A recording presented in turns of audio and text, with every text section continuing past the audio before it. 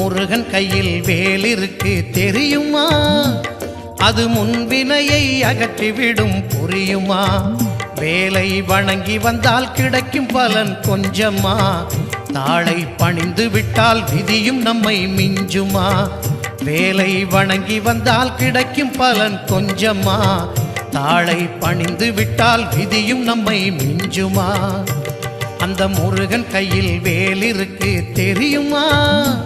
அது முன்வினையை அகற்றிவிடும் புரியுமா?